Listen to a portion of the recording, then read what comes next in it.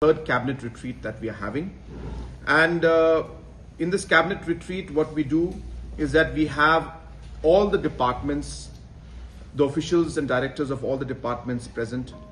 We have all the BDOs present, and we have all obviously the cabinet ministers and senior officials who are present out here.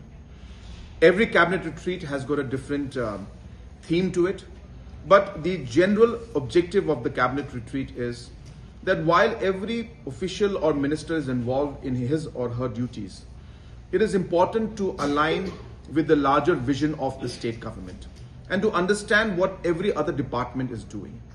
For example, PHE department needs to know and be aware of what are the development programs that are taking place in water resources, in soil and water conservation, in a mining department, in forest department, because it is aligned with water.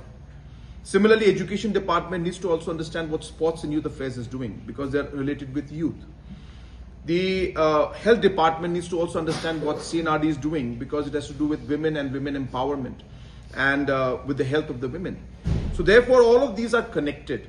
Until the departments are not talking to each other or at least understanding what is the larger objective and mission of the government, then somewhere along the line, we are missing out on the opportunities that we could have if we were to understand what the larger goals and activities of different departments are. So that's the larger perspective. In this cabinet retreat, what we have done though, is that we are aligning people's vision with the 10 commitments and the 10 opportunities that we have laid down in our Vision 2028 and Vision 2032. We're trying to explain to people that while we are achieving or working towards the $10 billion economy and $16 billion in 2032, how does tourism play a role? How does road department and PWD department play a role? And while we're doing all of this, our 10 commitments to ensure that there is housing for all, there is a caring economy, there is a proper service delivery mechanism. How do we ensure that these commitments that we have laid are also achieved while we move towards an economic agenda of achieving a $10 billion economy? So it is important for block officers, important for directors, important for ministers to understand what each department is doing. So for 2 days, we're going to be sharing the knowledge, the information, the schemes, the programs of every department. And the most important part is that the officials are free to ask any question. The officials are free to give any suggestions. It's like an open, access medium where officials can give ideas, because sometimes the best ideas come from the grassroots. So we are sitting here and we might not understand, but the block officer who's going through day-to-day activities at the grassroots knows better that maybe if we can just change the mechanism of how we are doing the work by just changing one particular rule, can actually change the entire functioning of the department and the delivery of the services.